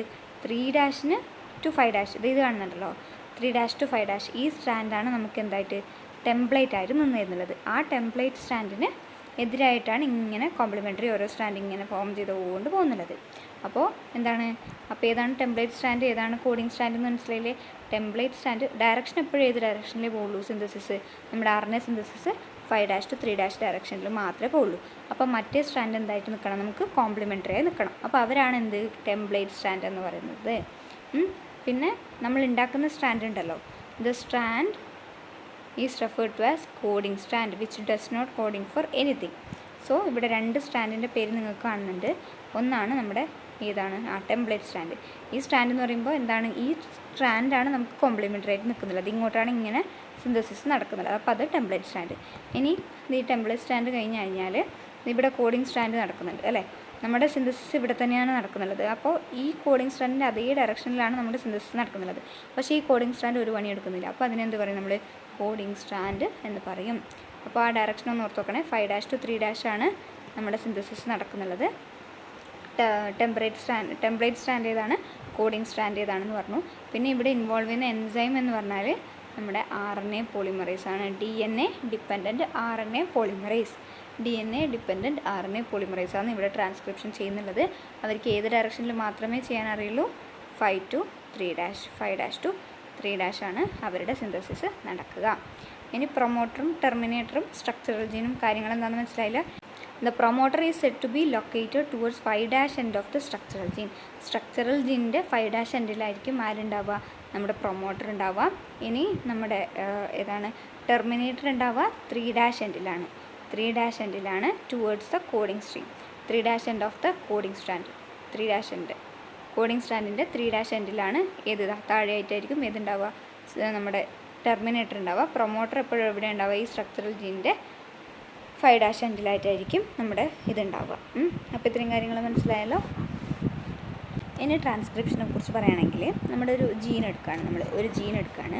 അപ്പോൾ നമ്മൾ പറഞ്ഞു എന്താണ്, ഇത് പ്രൊമോട്ടർ ആയിരിക്കും, ഇത് ടെർമിനേറ്റർ ആയിരിക്കും, ഇത് സ്ട്രക്ചറൽ ജീൻ ആയിരിക്കും എന്ന് പറഞ്ഞു അല്ലേ. നമ്മുടെ യൂക്യാരിയോട്സിൻ്റെ കേസിൽ, പ്രോക്യാരിയോട്സിൻ്റെ കേസിൽ ഈ ജീൻ എന്ന് പറഞ്ഞാൽ കണ്ടിന്യൂസ് ആയിരിക്കും. യൂക്യാരിയോട്സിൻ്റെ കേസിൽ ഇത്രയും നമുക്ക് വേണം, പിന്നെ ഇത്ര നമുക്ക് വേണ്ടിയില്ല, ഇത്ര വേണം, ഇത്ര വേണ്ട, അങ്ങനെയാണ് ഉണ്ടാവുക. അതായത് നമുക്ക് ആവശ്യമുള്ളതിനെ നമ്മളെന്ത് പറയും, എക്സ്പ്രസ് ചെയ്യുന്നതിനെ നമ്മളെന്ത് പറയും, എക്സോൺ എന്ന് പറയും. എക്സോൺസ് എന്ന് പറയുമ്പോൾ നമുക്ക് ആവശ്യമുള്ളത്. അല്ലാത്തവരെ നമ്മളെന്ത് പറയും, ഇൻട്രോൺസ് എന്ന് പറയും. ഇൻട്രോൺസ് നമുക്ക് ഇൻഫർമേഷൻ അടങ്ങുന്നില്ല, അത് ഇൻട്രപ്റ്റിംഗ് ആയിട്ടുള്ളൊരു ജീനാണ്. വീണ്ടും എക്സോൺ വരും, വീണ്ടും ഇൻട്രോൺ വരും. ഇങ്ങനെയാണ് ഏതുണ്ടാവുക, യൂക്യാരിയോട്സിൽ നമ്മുടെ സ്ട്രക്ചറൽ ജീൻ ഉണ്ടാവുക. സ്ട്രക്ചറൽ ജീൻ എന്താണെന്ന് മനസ്സിലായില്ല. നമുക്ക് ഏതിനെയാണോ കോംപ്ലിമെൻ്ററി ആയിട്ട് ഒരു സ്റ്റാൻഡ് ഫോം ചെയ്യേണ്ടത്, അപ്പോൾ ഇൻഫർമേഷൻ എവിടെയാണ് ഉണ്ടാവുക, സ്ട്രക്ചറൽ ജീനിൽ. അപ്പോൾ പ്രോക്യാരിയോട്സിൻ്റെ കേസിൽ നമ്മുടെ ഡീൻ എന്ന് പറഞ്ഞാൽ DNA അല്ലെങ്കിൽ ജീൻ എന്ന് പറഞ്ഞാൽ കണ്ടിന്യൂസ്ലി സ്ട്രക്ചറൽ ജീൻ ഉണ്ടാവും. പക്ഷേ പ്രോക്യാരിയോട്സിൻ്റെ കേസിൽ ഈ സ്ട്രക്ചറൽ ജീനിൻ്റെ കേസിൽ എന്താണ്, പകുതി ഇൻഫർമേഷൻ വേണം, പകുതി ഇൻഫർമേഷൻ വേണ്ട, പകുതി ഇൻഫർമേഷൻ വേണം, പകുതി ഇൻഫർമേഷൻ വേണ്ട. അതാണ് ഏതിൻ്റെ കേസിൽ, നമ്മുടെ യൂക്യാരിയോട്സിൻ്റെ കേസിൽ വരുന്നുള്ളത്. അപ്പോൾ രണ്ടിലും ചെറിയൊരു വ്യത്യാസമുണ്ട്. എന്താണ്, ഈ DNAൻ്റെ സ്ട്രക്ചറൽ ജീനിൻ്റെ കേസിൽ. ഇനി നമ്മുടെ ഇപ്പോൾ പറഞ്ഞ ഈ പ്രൊമോട്ടർ ഉണ്ടല്ലോ, ഈ പ്രൊമോട്ടർ എന്ത് ചെയ്യുന്നു പറഞ്ഞാൽ, പ്രൊമോട്ടർ എന്ന് പറയുമ്പോൾ ഏത് എൻസൈമാണ്, RNA പോളിമറേസ് ആണ് കേട്ടോ. RNA പോളിമറേസ് എൻസൈമാണ് ഇവിടെ ആക്ട് ചെയ്യുന്നുള്ളത്. പ്രൊമോട്ടറിനകത്ത് വന്നിട്ട് നമ്മുടെ എൻസൈം ബൈൻഡ് ചെയ്യും. എൻസൈം ബൈൻഡ് ചെയ്യുമ്പോൾ ഒരു സിഗ്മ ഫാക്ടർ അവിടെ വന്ന് ബൈൻഡ് ചെയ്യും. സിഗ്മ ഫാക്ടർ വരും. ആ സിഗ്മ ഫാക്ടർ ഈ പ്രോസസ്സിനെ ഇനീഷ്യേറ്റ് ചെയ്യും. ഈ പ്രോസസ്സ് ഇനീഷ്യേറ്റ് ചെയ്യുന്ന പറയാൻ ഇതിന് കോംപ്ലിമെൻ്ററി സ്ട്രക്ചർ ഫോം ചെയ്ത് ഇവിടെ എത്തും. ഇവിടെ എത്തുമ്പോൾ ഇവിടെ റോ ഫാക്ടർ വരും. അവർ വന്നിട്ട് ഇതിനെ ടെർമിനേറ്റ് ചെയ്യും, ഇനാക്ടിവേറ്റ് ചെയ്യും. അപ്പോൾ അവിടെ ടെർമിനേറ്റ് ആവും. അപ്പോൾ സിഗ്മ ഫാക്ടർ ഇനീഷ്യേറ്റ് ചെയ്യാനും റോ ഫാക്ടർ ടെർമിനേറ്റ് ചെയ്യാൻ വേണ്ടിയിട്ടും. അപ്പോൾ ഇങ്ങനെ എത്ര നടക്കുമ്പോൾ എന്തായി, നമുക്ക് ഒരു കോംപ്ലിമെൻ്ററി ആയിട്ടുള്ള ഒരു ജീൻ കിട്ടി, ഒരു RNA കിട്ടി. ഇത് കഴിയുമ്പോൾ റോ ഫാക്ടർ ഉണ്ടല്ലോ, റോ ഫാക്ടർ വന്ന് ടെർമിനേറ്റ് ചെയ്യുമ്പോൾ നമ്മുടെ RNA പുറത്തോട്ട് വരും. അപ്പോൾ നമുക്ക് പുതിയൊരു RNA കിട്ടി. ട്രാൻസ്ക്രിപ്ഷൻ സംഭവിച്ചു കഴിഞ്ഞു. ഇനി ഇത് ഏത് കേസിൽ, നമ്മുടെ പ്രോക്യാരിയോട്സിൻ്റെ കേസിൽ, അവിടെ നമ്മുടെ സ്ട്രക്ചറൽ ജീൻ കണ്ടിന്യൂസ് ആണല്ലോ. അവിടെയാണ് നമ്മൾ എന്ത് പറഞ്ഞത്, ഇപ്പോൾ പറഞ്ഞ ഈ കേസ്. ഇനി ഇടയ്ക്ക് ഇൻട്രോൺസും ഇടയ്ക്ക് എക്സോൺസും ഇടയ്ക്ക് ഇൻട്രോൺസും ഇടയ്ക്ക് എക്സോൺസും ഉണ്ടെങ്കിൽ നമുക്ക് കിട്ടുന്ന പുതിയ DNA എങ്ങനെയായിരിക്കും, ഓക്കെ, ഇതുപോലെ ഉണ്ടാവും. ഇത്രയും വേണം, ഇത്ര നമുക്ക് വേണ്ട, ഇത്രയും വേണം, ഇത്ര നമുക്ക് വേണ്ട, ഇത്രയും വേണം, ഇത്ര നമുക്ക് വേണ്ട, ഇത്രയും വേണം, ഇത്ര നമുക്ക് വേണ്ട, അങ്ങനെ കിട്ടും. അപ്പോൾ ഇങ്ങനെ കിട്ടിയ സാധനത്തിന് നമ്മൾ വീണ്ടും എന്ത് ചെയ്യണം, വീണ്ടും ഒരു പ്രോസസ്സ് ഉണ്ട്. അതിന് നമ്മൾ എന്ത് ചെയ്യും, വീണ്ടും ഒരു പ്രോസസ്സ് അണ്ടർഗോ ചെയ്യണം. എന്നാൽ മാത്രമേ നമുക്ക് കറക്റ്റ്, അതായത് ഈ സാധനങ്ങളൊക്കെ നമുക്ക് എടുത്ത് റിമൂവ് ചെയ്യണം. എന്നിട്ട് ഒരു കുഞ്ഞ് കഷ്ണം കിട്ടും. RNA ലോങ് ആയിട്ടുള്ള സാധനത്തിന് നമുക്ക് ചെറുതായിട്ട് കിട്ടും. അതിനുവേണ്ടി നമ്മൾ ചെയ്യുന്നതാണ് എന്ത്, സ്പ്ലൈസിങ് ചെയ്യുന്ന പറയും. എന്ത് പറയും, സ്പ്ലൈസിങ് എന്ന് പറയും. സ്പ്ലൈസിങ് ചെയ്യുമ്പോൾ ഇതൊക്കെ കട്ടായി പോകും. അപ്പോൾ നമുക്ക് ഈ വലിയ സാധനത്തിൽ നിന്ന് കുഞ്ഞ് സാധനം അത്രമാത്രം, അതായത് എവിടെയൊക്കെയാണ് ഇൻഫർമേഷൻ ഉള്ളത് അതിനെ മാത്രം നമ്മൾ പുറത്തോട്ട് എടുക്കുകയാണ്. അപ്പോൾ സ്പ്ലൈസിങ് കഴിഞ്ഞു. അതിന് ശേഷം നമ്മൾ എന്ത് ചെയ്യണം, 5' എൻഡിൽ GTP മീത്തൈൽ GTP ആഡ് ചെയ്യണം. അതിനെ നമ്മൾ ക്യാപ്പിംഗ് എന്ന് പറയും. ക്യാപ്പിംഗ് എന്ന് പറയും. എന്നിട്ട് ഈ 3' എൻഡിൽ കുറേ അഡനിൻ ബേസിസിനെ ആഡ് ചെയ്യണം. കുറേ എന്ന് പറയുമ്പോൾ 200 to 300 400 അഡനിൻ ബേസ് നമ്മൾ ആഡ് ചെയ്യണം. അപ്പോൾ നമുക്കെന്ത് കിട്ടും, നമ്മുടെ കറക്റ്റ് RNA കിട്ടും. അപ്പോൾ പ്രോക്യാരിയോട്സിൻ്റെ കേസിലാണ് നമുക്ക് സാധാരണ ചെയ്യുന്ന പോലെ ചെയ്താൽ മതി. യൂക്യാരിയോട്സിൻ്റെ കേസ് വരുമ്പോൾ നമുക്ക് സീക്വൻസിങ് ആവശ്യമാണ്. സീക്വൻസിങ് എന്ന് വെച്ചാൽ എന്താണ്, അതിനകത്ത് ആവശ്യമില്ലാത്ത സാധനങ്ങളൊക്കെ എടുത്ത് റിമൂവ് ആക്കിയിട്ട് നമുക്ക് വേണ്ടത് വേണം, അങ്ങനെ. ഇനി types of RNA and the process of transcription, ഇതിനകത്താണ് ഇത് നമ്മൾ നോക്കാൻ പോകുന്നത്. എന്താ വെച്ചാൽ ടൈപ്സ് ഓഫ് RNA, നമുക്ക് 3 ടൈപ്പ് ഓഫ് RNA ഉണ്ട് അല്ലേ. mRNA ഉണ്ട്, tRNA ഉണ്ട്, അതുപോലെ തന്നെ rRNA ഉണ്ട്. എന്തൊക്കെയുണ്ട്, mRNA ഉണ്ട്, tRNA ഉണ്ട്, rRNA ഉണ്ട്. അതിനകത്ത് ഇതിൻ്റെ ഓരോന്നിൻ്റെ ട്രാൻസ്ക്രിപ്ഷനാണ് പറഞ്ഞിരിക്കുന്നത്. നമ്മൾ പറഞ്ഞ കാര്യം തന്നെയാണ്. എന്താണ്, RNA പോളിമറേസ് നമ്മുടെ പ്രൊമോട്ടറിൽ വന്ന് ബൈൻഡ് ചെയ്യും. അപ്പോൾ സിഗ്മ ഫാക്ടർ വന്ന് ഇത് ഇനിഷ്യേറ്റ് ചെയ്യും. എന്നിട്ട് ഇലോങ്ങേഷനാണ് എലോങ്ങേഷൻ നമ്മുടെ ടെർമിനേറ്ററിൻ്റെ അടുത്ത് എത്തുമ്പോൾ റോ ഫാക്ടർ വരും. റോ ഫാക്ടർ ഒന്ന് ബൈൻഡ് ചെയ്യുമ്പോൾ എന്ത് സംഭവിക്കും, അവിടെ ടെർമിനേറ്റ് ചെയ്യും. അപ്പോൾ നമ്മുടെ ഈ ആറിനെ പുറത്തോട്ട് വരും. ഇതാണ് process of transcription in case of ബാക്ടീരിയൻ്റെ കേസിൽ. ഇനി നമ്മൾ ഏതാണ് യൂക്കാരിയോട്സിൽ നോക്കുകയാണെങ്കിൽ നമ്മളിപ്പോൾ പറഞ്ഞില്ലേ, ഇതാ എക്സോൺ ഉണ്ട്, ഇൻട്രോൺ ഉണ്ട്, എക്സോൺ ഉണ്ട്, ഇൻട്രോൺ ഉണ്ട്, എക്സോൺ ഉണ്ട്, ഇൻട്രോൺ ഉണ്ട്, അങ്ങനെയായിരിക്കും പോവുക. അപ്പോൾ ആറിനെ സ്പ്ലൈസിങ് ചെയ്യുമ്പോൾ എന്താവും, ഈ സാധനങ്ങളൊക്കെ നമ്മൾ എടുത്ത് കളഞ്ഞിട്ട് ഇതാ ഫൈനലി നമുക്ക് ഇങ്ങനെ കിട്ടും. ഇങ്ങനെ കിട്ടണമെങ്കിൽ 5' എൻഡിൽ നമ്മൾ ക്യാപ്പിംഗ് ചെയ്യണം. അതുപോലെ തന്നെ 3' എൻഡിൽ പോളി അഡനിലേഷൻ എന്ന് പറഞ്ഞാൽ ഒരുപാട് അഡനിൻ മോളിക്യൂൾസ് നമുക്ക് ആഡ് ചെയ്യണം. അപ്പോൾ ഇതാണ് നമ്മുടെ യൂക്കാരിയോട്സിലും, ഇതാണ് നമ്മുടെ പ്രൊക്കാരിയോട്സിലും. അപ്പോൾ പ്രൊക്കാരിയോട്സ് എന്ന് പറയുമ്പോൾ ബാക്ടീരിയ ആണ് കേട്ടോ. ഇനി ടെർമിനേഷൻ എന്താണ് അതൊക്കെ എഴുതിയിട്ടുണ്ട്. അപ്പോൾ ഇനീഷ്യേഷൻ ഫാക്ടറാണ് ഇത് സിഗ്മ വന്നിട്ടാണല്ലോ ഇനീഷ്യേറ്റ് ചെയ്യുന്നത്. അപ്പോൾ ഇനീഷ്യേഷൻ ഫാക്ടർ സിഗ്മയും ടെർമിനേഷൻ ഫാക്ടർ റോയും ആണ് കേട്ടോ. അപ്പോൾ ഇതാണ് നമുക്ക് ട്രാൻസ്ക്രിപ്ഷൻ്റെ കേസിൽ പഠിക്കാനുള്ളത്. ഇനി നമ്മളിപ്പോൾ പറഞ്ഞില്ലേ എന്താണ് ഇൻട്രോൺസും എക്സ്ട്രോൺസും ഇത് ഇങ്ങനെ വരും എന്ന് പറഞ്ഞില്ലേ, ഇങ്ങനെ വരുന്ന ഇതിനെയാണ് നമ്മൾ എന്തെന്ന് പറയുക, അതായത് പകുതി ഇൻട്രോൺ പകുതി എക്സോൺ ആയിട്ട് വരുന്ന ആ ആറിനെയാണ് നമ്മൾ എന്തെന്ന് പറയുക, HNRNA എന്ന് പറയാം. എന്താണ് പറയുക, HNRNA എന്ന് പറയാം. അത് പിന്നെ എന്തായിട്ട് മാറും, mRNA ആയിട്ട് മാറും. ഇവിടെ പ്രോസസ്സ് കൊടുത്തിട്ടുണ്ട്, സ്പ്ലൈസിങ്, പിന്നെ ക്യാപ്പിങ്, പിന്നെ ടെയിലിംഗ് ആണ് നമ്മളിപ്പോൾ പറഞ്ഞ എന്താണ് അഡനിൻ മോളിക്യൂൾസ് നമ്മൾ ആഡ് ചെയ്യുന്നു പറഞ്ഞില്ലേ, അതാണെന്ത് ടെയിലിംഗ് എന്ന് പറഞ്ഞത്. അപ്പോൾ ട്രാൻസ്ക്രിപ്ഷൻ ക്ലിയർ ആയില്ലേ. നെക്സ്റ്റ് പ്രോസസ്സ് ഏതാണ്, ട്രാൻസ്ലേഷൻ എന്ന് പറഞ്ഞാൽ എന്താണ്, നമ്മുടെ ജനറ്റിക് ഇൻഫർമേഷൻ RNAയിൽ നിന്ന് ഇങ്ങോട്ട് പോകണം, RNAയിൽ നിന്ന് പ്രോട്ടീനിലോട്ട് പോകണം. So translation refers to the process of polymerization of amino acids to form a polypeptide. Amino acids join ചെയ്തിട്ടല്ലേ നമ്മുടെ പ്രോട്ടീൻ ഉണ്ടാവുന്നത്. സോ അമിനോ ആസിഡ്സ് ജോയിൻ ചെയ്തിട്ട് ഒരു പോളിപെപ്റ്റൈഡ് ഉണ്ടാവണം. അതാണ് ഇത് ട്രാൻസ്ലേഷൻ എന്ന് പറയുന്നത്. സോ നമ്മൾ പറഞ്ഞ എന്താണ്, RNA പ്രോട്ടീനായിട്ട് മാറണം. അപ്പോൾ ഇവിടെ എന്താ പറഞ്ഞിരിക്കുന്നത്, അമിനോ ആസിഡ്സ് പോളിപെപ്റ്റൈഡായിട്ട് മാറണം. അപ്പോൾ ഏതൊക്കെ അമിനോ ആസിഡ്സ് ജോയിൻ ചെയ്തിട്ടാണ് ആ അമിനോ ആസിഡ്സ് ഏത് സമയത്ത് വരണം, ആ ഓർഡറൊക്കെ പറയുന്നത് ഏത് ഇൻഫർമേഷനാണ്, നമ്മൾ പറഞ്ഞ നമ്മുടെ RNAയിൽ അടങ്ങിയിട്ടുള്ള ഇൻഫർമേഷനാണ്. The order and sequence of amino acids are defined by the sequence of bases in the mRNA. നമ്മുടെ mRNAയിൽ എന്തുണ്ട്, ഇപ്പോൾ നൈട്രജൻ ബേസ് ഉണ്ടല്ലേ, നമ്മളിപ്പോൾ DNA-യിൽ നിന്ന് കോംപ്ലിമെൻ്ററി ഫോം ചെയ്തിട്ടാണ് നമുക്കിപ്പോൾ ഈ mRNA കിട്ടിയത്. അപ്പോൾ ഈ mRNA-നകത്ത് ഉള്ള ഓരോ നൈട്രജൻ ബേസ് ഉണ്ടല്ലോ, ഇപ്പോൾ നമ്മൾ അങ്ങനെ വന്നിട്ടുള്ള മൂന്ന് നൈട്രജൻ ബേസ് കൂടുമ്പോൾ, അതായത് first set of 3 nitrogen base പറയുന്നത് ഏത് അമിനോ ആസിഡാണ് നെക്സ്റ്റ് വരേണ്ടത്, ആ ഇൻഫർമേഷൻ ബേസ്ഡാണ് അടുത്ത അമിനോ ആസിഡ് വരുന്നത്. അങ്ങനെ നമ്മുടെ mRNA-ൽ വീണ്ടും നെക്സ്റ്റ് സെറ്റ് വരും അല്ലേ, ആ നെക്സ്റ്റ് 3 ലെറ്റേഴ്സ് എന്ത് പറയും, നെക്സ്റ്റ് ചെയ്ത അമിനോ ആസിഡ് വരും, പിന്നെ ഇത് പറയും അടുത്ത അമിനോ ആസിഡ് ഇത് വരും.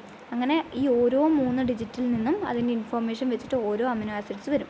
ഈ അമിനോ ആസിഡ്സ് എല്ലാം പിന്നെ എന്ത് ചെയ്യും, അതെല്ലാം ബൈൻഡ് ചെയ്യും. എങ്ങനെ ബൈൻഡ് ചെയ്യും, പെപ്റ്റൈഡ് ബോണ്ട് വെച്ച് ബൈൻഡ് ചെയ്തിട്ട് ഒരു പോളിപെപ്റ്റൈഡായിട്ട് മാറും. ഇനി അമിനോ ആസിഡ്സ് ബൈൻഡ് ചെയ്യുന്നത് ഏത് ബോണ്ട് വഴിയാണ്, പെപ്റ്റൈഡ് ബോണ്ട് വഴി. അപ്പോൾ എന്താണ് നമ്മൾ പറഞ്ഞത്, ട്രാൻസ്ലേഷൻ എന്ന് പറഞ്ഞാൽ RNA-യിൽ നിന്ന് പ്രോട്ടീൻ ആവണം. ഈ പ്രോട്ടീൻ എന്ന് പറഞ്ഞാൽ ആവണമെന്നല്ല, ജനറ്റിക് ഇൻഫർമേഷൻ പോകണം. ആ ജനറ്റിക് ഇൻഫർമേഷൻ പോകുന്നതെന്ന് വെച്ചിട്ടുണ്ടെങ്കിൽ എന്താണ്, അമിനോ ആസിഡ്സ് സിന്തസൈസ് ചെയ്യാണ്. അമിനോ ആസിഡ്സ് എങ്ങനെയാണ് സിന്തസൈസ് ചെയ്യുക, നമ്മുടെ ഓരോ mRNA-ൻ്റെയും ആ കോഡുണ്ട്, ജനറ്റിക് കോഡ് എന്ന് പറയും. ആ ജനറ്റിക് കോഡ് ഓരോ 3 ട്രിപ്ലെറ്റ്സ് എന്ന് പറയും. ആ 3 ലെറ്റേഴ്സ്, ഇപ്പോൾ നമ്മളിവിടെ Aയും Gയും Tയും അല്ലെങ്കിൽ TAG അങ്ങനെയൊക്കെ പറഞ്ഞാൽ ഓരോ അമിനോ ആസിഡ്സ് ആണ്. അപ്പോൾ ആ ഓരോ ലെറ്റേഴ്സിനനുസരിച്ചിട്ട് ഓരോ അമിനോ ആസിഡ്സ് ഫോം ചെയ്യും. ആ അമിനോ ആസിഡ്സൊക്കെ പെപ്റ്റൈഡ് ബോണ്ട് വഴി ബൈൻഡ് ചെയ്തിട്ട് എന്തായിട്ട് മാറും, പോളിപെപ്റ്റൈഡായിട്ട് മാറും. മനസ്സിലായോ? അപ്പോൾ ഇതാണ് ഇതിനകത്ത് നടക്കുന്നുള്ളത്, നമ്മുടെ ട്രാൻസ്ലേഷനകത്ത് നടക്കുന്നുള്ളത്. അപ്പോൾ നമുക്കറിയാം mRNA ആണ് ഇവിടെ എന്തായിട്ട് കാണിക്കുന്നുള്ളത്, എന്താണ് ടെംപ്ലേറ്റ് സ്റ്റാൻഡായിട്ട് ആക്ട് ചെയ്യുന്നുള്ളത് ആരാണ്, mRNA. tRNA ആണ് ഇങ്ങോട്ട് ഓരോ അമിനോ ആസിഡ്സിനെ കൊണ്ടുവരുന്നുള്ളത്. ഈ നമ്മുടെ ഇപ്പോൾ പറഞ്ഞ mRNA ഉണ്ടല്ലോ, mRNAക്ക് കോംപ്ലിമെൻ്ററി ആയിട്ടുള്ള ഒരു ബേസും കൊണ്ട് ആര് വരും, നമ്മുടെ tRNA വരും. അപ്പോൾ tRNA-ൻ്റെ കൂടെ ഈ കോംപ്ലിമെൻ്ററി ബേസിൻ്റെ കൂടെ tRNA-ക്ക് ആരുണ്ടാവും, ഒരു അമിനോ ആസിഡ് കൂടി ഉണ്ടാവും. ഈ അമിനോ ആസിഡിന് ഇങ്ങനെ tRNA കൊണ്ടുവരണമെങ്കിൽ നമ്മുടെ അമിനോ ആസിഡിനെ കൊണ്ടുവരണമെങ്കിൽ എന്ത് വേണം, അവിടെ എനർജി ആവശ്യമാണ്. So the formation of A peptide bond, അതായത് ഒരു അമിനോ ആസിഡ് ഉണ്ടായി അത് പെപ്റ്റൈഡ് ബോണ്ട് ഫോം ചെയ്യണമെങ്കിൽ അവിടെ എന്ത് വേണം, എനർജി ആവശ്യമാണ്. അപ്പോൾ അവിടെയൊക്കെ നമ്മൾ എന്ത് യൂസ് ചെയ്യും, ATP യൂസ് ചെയ്യും. എനർജിക്ക് വേണ്ടി നമ്മൾ ആര് യൂസ് ചെയ്യും, ATP യൂസ് ചെയ്യും. സോ ഫസ്റ്റ് ഒരു tRNA ഒരു അമിനോ ആസിഡുമായിട്ട് വരുന്നു. അങ്ങനെ വരണമെങ്കിൽ അതിനെന്ത് വേണം, ATP ആവശ്യമാണ്, എനർജി ആവശ്യമാണ്. അതിനെയാണ് നമ്മൾ എന്തെന്ന് പറയുക, ചാർജിങ് ഓഫ് tRNA. അതായത് നമ്മുടെ tRNA ഓരോ അമിനോ ആസിഡ്സിനെയും കൊണ്ട് നമ്മുടെ mRNAയുടെ അടുത്തേക്ക് വരികയാണ്. അങ്ങനെ ഓരോ അമിനോ ആസിഡ്സിനെയും കൊണ്ട് വരണമെങ്കിൽ അതിനെന്ത് വേണം, എനർജി വേണം. എനർജിക്ക് വേണ്ടി അവരെന്ത് ചെയ്യും, ATPനെ യൂട്ടിലൈസ് ചെയ്യും. അങ്ങനെ ATPനെ യൂട്ടിലൈസ് ചെയ്യുന്നതിനെയാണ് നമ്മൾ എന്തെന്ന് പറയുന്നത്, ചാർജിങ് ഓഫ് tRNA അല്ലെങ്കിൽ അമിനോ അസൈലേഷൻ ഓഫ് tRNA എന്ന് പറയാം. എന്താണ് ചാർജിങ് ഓഫ് tRNA അല്ലെങ്കിൽ അമിനോ അസൈലേഷൻ ഓഫ് tRNA എന്ന് പറയാം. എന്താ നമ്മുടെ റൈബോസോമിൽ വെച്ചിട്ടാണ് ഇത് നടക്കുന്നത്. റൈബോസോമിനകത്ത് എന്ന് വെച്ചിട്ടുണ്ടെങ്കിൽ ഇങ്ങനെ 2 യൂണിറ്റ്സ് ഉണ്ട്, ഒരു ലാർജ് യൂണിറ്റ് ഉണ്ട്, ഒരു സ്മോൾ യൂണിറ്റ് ഉണ്ട്. അപ്പോൾ ഈ അമിനോ ആസിഡ്സിനകത്ത് എന്തുണ്ട്, ഓരോ കോഡ്സ് ഉണ്ട് അല്ലേ. ഈ കോഡിന് കോംപ്ലിമെൻ്ററി ആയിട്ടുള്ള കോഡും കൊണ്ടാണ് ആര് വരിക, tRNA വരിക. നിങ്ങൾക്ക് ഇവിടെ tRNA കാണുന്നുള്ളത്, ഇവിടെ tRNA വരുന്നു.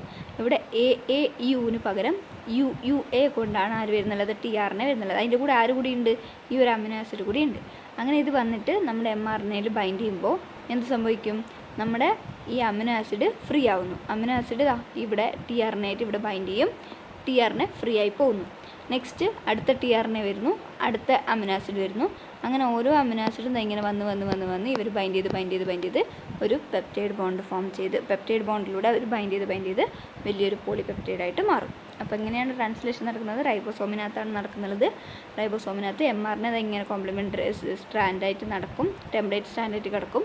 അപ്പോൾ അതിലേക്ക് ഓരോ tRNA കോംപ്ലിമെൻ്ററി ആയിട്ടുള്ള ഓരോ യൂണിറ്റിനും കൊണ്ടുവരികയാണ്. അതിൻ്റെ കൂടെ ആര് കൂടി ഉണ്ടാവും, ഒരു അമിനോ ആസിഡ് കൂടി ഉണ്ടാവും. ആ അമിനോ ആസിഡിനെ അത് കൊണ്ടുവരണമെങ്കിൽ അവിടെ എന്ത് വേണം, ചാർജിങ് നടന്നിട്ട് വേണം അമിനോ ആസിഡിനെ കൊണ്ടുവരാൻ. അങ്ങനെ ഈ ഓരോ അമിനോ ആസിഡും ഇവിടെ കൊണ്ടുവരുന്നു, എന്നിട്ട് tRNA പോകുന്നു. അടുത്ത അമിനോ ആസിഡ് വരുന്നു, tRNA പോകുന്നു. അങ്ങനെ ഈ വരുന്ന ഓരോ അമിനോ ആസിഡ് തമ്മിൽ ഇങ്ങനെ ബോണ്ട് ഫോം ചെയ്ത് ഒരു പോളിപെപ്റ്റൈഡ് ഇട്ട് അവിടെ മാറുന്നു. അതാണ് ഏതിനകത്ത് നടക്കുന്നുള്ളത്, നമ്മുടെ ട്രാൻസ്ലേഷനകത്ത് നടക്കുന്നുള്ളത്. അപ്പോൾ ട്രാൻസ്ക്രിപ്ഷനും ട്രാൻസ്ലേഷനും ക്ലിയർ ആയല്ലോ. ഇനി നമുക്ക് DNA ഫിംഗർ പ്രിൻറ്റിങ് കൂടി ഒന്ന് നോക്കാനുണ്ട്. അത്രയും നോക്കിക്കഴിഞ്ഞാൽ ഈ ചാപ്റ്ററിനകത്ത് നമ്മുടെ സിലബസിനകത്ത് പറഞ്ഞിട്ടുള്ള ടോപ്പിക്സ് കംപ്ലീറ്റ് ആവുന്നതായിരിക്കും. DNA ഫിംഗർ പ്രിൻറ്റിങ്ങും അധികം വലിയ കാര്യമായിട്ടൊന്നും അറിയാനൊന്നുമില്ല. അതായത് അത്ര വലിയ ടഫായിട്ടുള്ള കാര്യങ്ങളൊന്നുമല്ല, നമുക്കറിയുന്ന കാര്യങ്ങൾ തന്നെയാണ്. എന്താണ് DNA ഫിംഗർ പ്രിൻറ്റിംഗ് എന്ന് പറയുന്നത്, ഫിംഗർ പ്രിൻറ്റിംഗ് അല്ല ഇവിടെ കാര്യമായിട്ട് എടുക്കുന്നുള്ളത്, നമ്മുടെ DNAയിലുള്ള ഡിഫറൻസ് അത് വെച്ചിട്ട് നമ്മൾ ഓരോ കാര്യങ്ങൾ കണ്ടുപിടിക്കാനാണ്.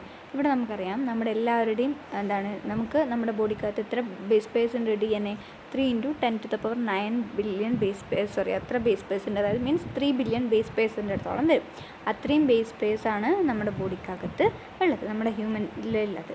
അപ്പോൾ അതിനകത്ത് ഈ 99% ബേസ് സീക്വൻസ് എന്ന് പറഞ്ഞാൽ എല്ലാവരും നമ്മുടെ ഏകദേശം എന്തായിരിക്കും, സിമിലർ ആയിരിക്കും. 0.1 ഡിഫറൻസ് വരിക. 0.1 ഡിഫറൻസ് വരിക. അപ്പോൾ ഈ 0.1 ഡിഫറൻസ് വെച്ചിട്ടാണ് നമ്മൾ ഓരോരോ ആൾക്കാരെയും ഐഡൻറ്റിഫൈ ചെയ്യുന്നത്. ഇപ്പോൾ എൻ്റെ ബോഡിക്കകത്തുള്ള DNA ആയിരിക്കില്ല മറ്റൊരാളുടെ ബോഡിക്കകത്ത് ഉണ്ടാവുക. അങ്ങനെയുള്ള ആ ഒരു ഡിഫറൻസ്, ആ ഡിഫറൻസ് എങ്ങനെയാണ് വരുന്നതെന്ന് വെച്ചിട്ടുണ്ടെങ്കിൽ 2 രീതി വരാം. ഒന്ന് മ്യൂട്ടേഷൻ അല്ലെങ്കിൽ പോളിമോർഫിസം. ഈ 2 മെത്തേഡിലാണ് നമുക്ക് എന്ത് കിട്ടുക, നമ്മുടെ DNAയിലുള്ള ഡിഫറൻസ് വരിക. മ്യൂട്ടേഷൻ എന്ന് വെച്ചാൽ എന്താണ്, നമ്മളിപ്പോൾ പറയുന്ന ഒരു സീക്വൻസ് എടുക്കുകയാണ്, ADGC-T-G എന്ന് പറഞ്ഞാൽ ഇങ്ങനെ ഒരു സീക്വൻസ്. ഒന്നെങ്കിൽ അറിയാണ്ട് ഏതെങ്കിലും ഒരു, അതായത് ഒരുപാട് ബേസ് പേഴ്സ് ഉണ്ടല്ലോ നമ്മളെ കൊടുക്കാത്ത, അപ്പോൾ ഈ G ഡിലീറ്റ് ആയി പോവാം, അല്ലെങ്കിൽ ഇതിന് പകരം GTC ആയി പോവാം, അല്ലെങ്കിൽ ജിക്ക് പകരം C തന്നെ വന്ന് ബൈൻഡ് ചെയ്ത് പോകുക. അങ്ങനെ എന്തെങ്കിലും ചെറിയ മ്യൂട്ടേഷൻ, അങ്ങനെ ചെറിയൊരു മ്യൂട്ടേഷൻ വഴി വലിയൊരു ഡിഫറൻസാണ് നമ്മളെ ബോഡിക്കകത്ത് ഉണ്ടാവുക. അപ്പോൾ ഈ ഡിഫറൻസ് വഴിയാണ് നമ്മൾ DNA ഫിംഗർ പ്രിൻറ്റിങ് വെച്ചിട്ട് മാച്ച് ചെയ്തിട്ട് നമ്മുടെ സസ്പെക്റ്റിനെയൊക്കെ നമ്മൾ കണ്ടുപിടിക്കുന്നുള്ളത്. ഇനി നമ്മൾ ഈ DNAയിൽ നമ്മൾ നേരത്തെ പറഞ്ഞില്ലേ, എക്സോൺസും ഇൻട്രോൺസും ഉണ്ടാവും എന്ന് പറഞ്ഞില്ലേ, അതുപോലെ തന്നെ ഒരുപാട് റിപ്പീറ്റ് ചെയ്യുന്ന ചില പാർട്സ് ഉണ്ട്, പിന്നെ റിപ്പീറ്റ് ചെയ്യാത്ത എന്തുകൊണ്ട് സാറ്റലൈറ്റ് DNA ഉണ്ട്. അപ്പോൾ നമ്മൾ എന്ത് ചെയ്യുന്നത് വെച്ചാൽ, നമ്മുടെ ഈ DNA ഫിംഗർ പ്രിൻറ്റിങ്ങിൻ്റെ മെത്തേഡ് എന്ന് വെച്ചാൽ ഇതിവിടെ കണ്ടോ, ആദ്യം നമ്മൾ DNAനെ ഐസൊലേറ്റ് ചെയ്യും. എന്ത് ചെയ്യും, DNAനെ ഐസൊലേറ്റ് ചെയ്യും. ഇപ്പോൾ നമുക്ക് ബ്ലഡ് സാമ്പിൾ കിട്ടി, അല്ലെങ്കിൽ ഒരു ഹെയർ സാമ്പിൾ കിട്ടി, എവിടുന്നായാലും നമ്മൾ എന്ത് ചെയ്യുക, സെൽസിൽ പോയി ന്യൂക്ലിയസിൽ പോയി നമ്മുടെ ഐസൊലേഷൻ ഓഫ് DNA ആണ് ഫസ്റ്റ് ചെയ്യേണ്ടത്.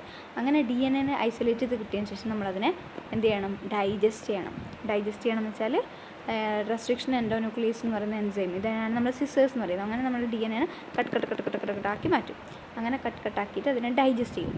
ഈ ഡൈജസ്റ്റ് ചെയ്തതിനെ നമ്മൾ എന്ത് ചെയ്യും, സെപ്പറേറ്റ് ചെയ്യും. എങ്ങനെ സെപ്പറേറ്റ് ചെയ്യും, ഇലക്ട്രോഫോറസിസ് എന്ന് പറയുന്ന മെത്തേഡ് യൂസ് ചെയ്തിട്ട് നമ്മൾ നമ്മുടെ DNA ഫ്രാഗ്മെൻറ്റ്സിനെ സെപ്പറേറ്റ് ചെയ്തെടുക്കും. ഇങ്ങനെ ഈ സെപ്പറേറ്റ് ചെയ്യുമ്പോൾ നമ്മളിപ്പോൾ ഇത് ഇലക്ട്രോഫോറസിസിൻ്റെ പ്ലേറ്റ് ആണെന്ന് വിചാരിച്ചോ. ഇതിനകത്തെന്ന് വെച്ചിട്ടുണ്ടെങ്കിൽ ഇവിടെ ഒരു വിരലുണ്ടാവും, ഇവിടെ നമ്മൾ DNAനെ ആഡ് ചെയ്യുന്നു, ഇവിടെ ആഡ് ചെയ്യുന്നു, ഇവിടെ ആഡ് ചെയ്യുന്നു, ഇവിടെ ആഡ് ചെയ്യുന്നു. എന്നിട്ട് നമ്മൾ ഇലക്ട്രോഫോറസിസ് റൺ ചെയ്ത് കഴിയുമ്പോൾ ഹൈ മോളിക്കുലാർ വെയിറ്റ് ഉള്ളവർ മെല്ലെ പോവുള്ളൂ. പിന്നെ ചാർജ് ഇതൊക്കെ കമ്പയർ ചെയ്തിട്ടാണ്, സൈസൊക്കെ കമ്പയർ ചെയ്തിട്ടാണ് ഇതിനകത്ത് വരിക. അങ്ങനെ ഇങ്ങനെ നമുക്ക് എന്തിട്ട് ഓരോരോ ബാൻഡ്സ് ആയിട്ട് കിട്ടും. അതായത് ഈ വെൽസിനകത്ത് നമ്മൾ ആഡ് ചെയ്തതിനകത്ത് നിന്ന് DNA ഇലക്ട്രിസിറ്റി പാസ് ചെയ്യുമ്പോൾ അവർ മൂവ് ചെയ്ത് തുടങ്ങും. അങ്ങനെ മൂവ് ചെയ്ത് ഇവർ ഈ അറ്റത്തെത്തുമ്പോൾ നമ്മൾ ഇലക്ട്രോഫോറസിസ് റണ്ണ് സ്റ്റോപ്പ് ചെയ്യും. അപ്പോൾ നമുക്കിങ്ങനെ ഡിഫറെൻറ്റ് ബാൻഡ്സ് ആയിട്ട്, അത് ഓരോ ഭാഗത്തായിട്ട് ഓരോ DNA നമുക്കിങ്ങനെ കാണാൻ സാധിക്കും. ഈ DNA ഇങ്ങനെ കഴിഞ്ഞ DNA നമ്മൾ എന്ത് ചെയ്യും, ഒരു സിന്തറ്റിക് മെംബ്രെയിൻ അല്ലെങ്കിൽ അതായത് ഇപ്പോൾ നൈട്രോസെല്ലോസ് അല്ലെങ്കിൽ നൈലോൺ എന്ന് പറയുന്ന ആ സിന്തറ്റിക് മെംബ്രെയിന് നമ്മളിതാ ഇതിപ്പോൾ നമ്മളെന്താണ് ഇലക്ട്രോഫോറസിസ് റൺ ചെയ്ത് ആ പ്ലേറ്റ് ഏതെങ്കിൽ ഇവിടത്തേക്ക് നമ്മൾ ആ പ്ലേറ്റ് ഇങ്ങനെ വെക്കുകയാണ്. നമ്മളിപ്പോൾ പറഞ്ഞ എന്താണ് നൈട്രോസെല്ലോസ് അല്ലെങ്കിൽ ആ മെംബ്രെയിൻ നമ്മളിങ്ങനെ ഇവിടെ വെക്കുമ്പോൾ നമ്മുടെ ഈ ബാൻഡ് എവിടേക്ക് വരും, നമ്മുടെ ഈ സെല്ലോസ് മെംബ്രെയിനിലേക്ക് നമ്മുടെ ഈ ബാൻഡ് അങ്ങനെ തന്നെ വന്നിട്ടുണ്ടാവും. ഇങ്ങനെ വന്ന ഈ ബാൻഡിനെ നമ്മൾ എന്ത് ചെയ്യും, ഇതിൻ്റെ കോംപ്ലിമെൻ്ററി ആയിട്ടുള്ള ബേസ് പേസിനെ വെച്ചിട്ട് ഹൈബ്രിഡൈസ് ചെയ്യും. Hybridisation using labelled VNTR probe. ലാബിൽ ചെയ്ത VNTR പ്രോബ് വെച്ചിട്ട് നമ്മൾ എന്ത് ചെയ്യും, ഹൈബ്രിഡൈസേഷൻ നടത്തും. അതായത് ഇതിന് കോംപ്ലിമെൻ്ററി ആയിട്ട് നമ്മളിങ്ങനെ ഇതിനെ ഹൈബ്രിഡൈസ് ചെയ്യും. ഈ ഹൈബ്രിഡൈസ് ചെയ്ത ശേഷം നമ്മളിതിനെ ഓട്ടോ റേഡിയോഗ്രാഫി വെച്ചിട്ട് ഡിറ്റക്ട് ചെയ്യും. അങ്ങനെ ഡിറ്റക്ട് ചെയ്യുമ്പോൾ നമുക്ക് വീണ്ടും നേരത്തെ പറഞ്ഞ പോലെ ഓരോ ബാൻഡ്സ് ഫോം ചെയ്യും. അപ്പോൾ നമുക്കിപ്പോൾ ഒരു സസ്പെക്റ്റിൻ്റെ ഇത് കിട്ടിയെങ്കിൽ നമ്മളെന്ത് ചെയ്യും, നമ്മളെ ക്രൈം സീനിൽ നിന്ന് നമുക്കൊന്ന് കിട്ടി, പിന്നെ നമ്മൾ സസ്പെക്റ്റിൻ്റെ ഏതെങ്കിലും ഒരു സാമ്പിൾ എടുത്തിട്ട് നമ്മൾ ഇത് രണ്ട് വെച്ച് കമ്പയർ ചെയ്യുമ്പോൾ ഇത് രണ്ടും ഈക്വൽ ആണെങ്കിൽ നമ്മളത് സസ്പെക്റ്റ് ആണെന്ന് കൺഫേം ചെയ്യും. മനസ്സിലായോ? അപ്പോൾ നമ്മൾ എടുക്കുന്നത് സാറ്റലൈറ്റ് DNA ഉണ്ട്, ബൾക്ക് DNA ഉണ്ട്. നമുക്കറിയാം നമ്മുടെ 3 ബില്യൺ ബേസ് പേസുള്ള വലിയൊരു DNA ആണല്ലേ. അപ്പോൾ ആ DNA മൊത്തം നമുക്ക് എന്ത് ചെയ്യാൻ പറ്റില്ല, DNA ഫിംഗർ പ്രിൻറ്റിങ്ങിന് വേണ്ടി യൂസ് ചെയ്യാൻ പറ്റില്ല.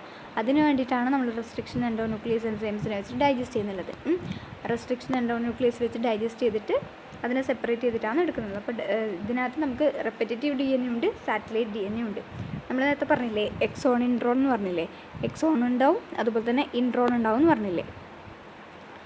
ഒരു ഭാഗത്ത് എക്സോൺ, ഒരു ഭാഗത്ത് ഇൻട്രോൺ, എക്സോൺ ഇൻട്രോൺ. അങ്ങനെ നമ്മുടെ ഒരു DNAക്കകത്ത് നമ്മൾ എടുക്കുകയാണെങ്കിൽ ചില ഭാഗത്ത് മാത്രമേ നമുക്ക് ആവശ്യമുള്ള ജീനുള്ളൂ, പിന്നെ വെറുതെ ആണ്, ബൾക്കായിട്ടുള്ള ഒരു DNA ആണ്. പിന്നെ വീണ്ടും ഇതാണ്, അതായത് ആവശ്യമില്ലാത്ത പാർട്ടുണ്ടാവും, ആവശ്യമുള്ള പാർട്ടുണ്ടാവും. അപ്പോൾ നമ്മൾ ഇവിടെ എടുക്കുന്നതെന്ന് വെച്ചിട്ടുണ്ടെങ്കിൽ സാറ്റലൈറ്റ് DNA ആണ്.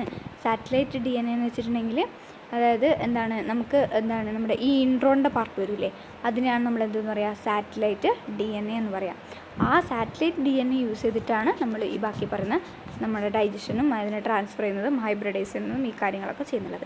അപ്പോൾ എന്തിനാണ് ചെയ്യുന്നത്, ഒന്ന് പാറ്റേണിറ്റി ടെസ്റ്റിന് വേണ്ടി നമ്മൾ ചെയ്യാറുണ്ട്, പിന്നെ എന്തിനാണ് നമ്മൾ ചെയ്യുന്നത്, നമ്മുടെ എന്താണ് ക്രൈം സീൻസിലൊക്കെ നമ്മൾ ഇത് യൂസ് ചെയ്യാറുണ്ട്. ഇവിടെ ഒരു ചിത്രം കൊടുത്തിട്ടുണ്ട്. ഇതെന്താണെന്ന് വെച്ചിട്ടുണ്ടെങ്കിൽ നമ്മുടെ പാറ്റേണിറ്റി ടെസ്റ്റിങ്ങിന് വേണ്ടിയിട്ടാണ് കേട്ടോ. അപ്പോൾ ഇവിടെ പറ്റേണൽ ക്രോമസോമും മെറ്റേണൽ ക്രോമസോമും കൊടുത്തിട്ടുണ്ട്. അപ്പോൾ DNA ഫ്രം ഇൻഡിവിജ്വൽ A ഉണ്ട്, DNA ഫ്രം ഇൻഡിവിജ്വൽ B ഉണ്ട്.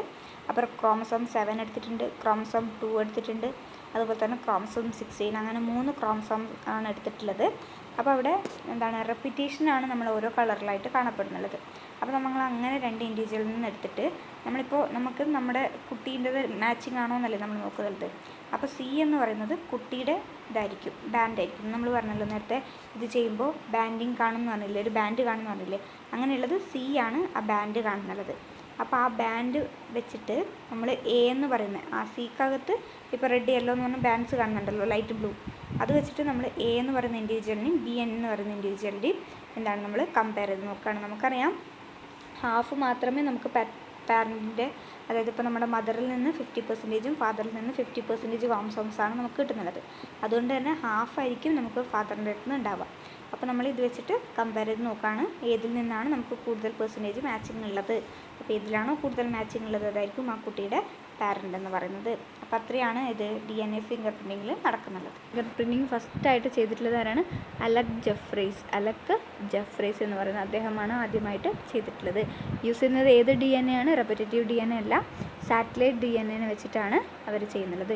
എന്തുകൊണ്ടാണ് സാറ്റലൈറ്റ് DNA യൂസ് ചെയ്യുന്നതെന്ന് വെച്ചിട്ടുണ്ടെങ്കിൽ സാറ്റലൈറ്റ് DNAക്കകത്ത് എന്തുണ്ട്, they will show high degree of polymorphism. മനസ്സിലായല്ലോ? അപ്പോൾ DNA ഫിംഗർ പ്രിൻറ്റിങ് എന്താണ് എന്ന് മനസ്സിലാക്കി വെക്കുക, എന്നിട്ട് ഈ സ്റ്റെപ്സ് ഒന്ന് ഓർത്ത് വെക്കുക. ഓക്കെ, ഇതാണ് സ്റ്റെപ്സ്. ആദ്യം നമ്മൾ DNA ഐസൊലേറ്റ് ചെയ്യണം, എന്നിട്ട് അതിനെ ഡൈജസ്റ്റ് ചെയ്യണം, എന്നിട്ട് ഇലക്ട്രോഫോറസിസ് വഴി സെപ്പറേറ്റ് ചെയ്യണം. ആ സെപ്പറേറ്റ് ചെയ്തതിനെ നമ്മളൊരു സെല്ലോസ് മെംബ്രെയിനിലോട്ട് മാറ്റണം, എന്നിട്ട് അതിനെ ഹൈബ്രിഡൈസ് ചെയ്യണം, എന്നിട്ട് ഓട്ടോ റേഡിയോഗ്രാഫി ചെയ്യുമ്പോൾ നമുക്കൊരു പ്രിൻറ്റ് ബാൻഡ് കിട്ടും. ആ ബാൻഡ് വെച്ചിട്ടാണ് നമ്മുടെ സസ്പെക്റ്റിനെ നമ്മൾ കമ്പയർ ചെയ്യുക. മനസ്സിലായല്ലോ? ജസ്റ്റ് ഒന്ന് വായിച്ച് നോക്കുക കേട്ടോ, സിമ്പിളാണ്. അപ്പോൾ ഇത്രയും കാര്യങ്ങളാണ് ഈ ചാപ്റ്ററിനകത്ത് പറയാനുള്ളത്. So thank you.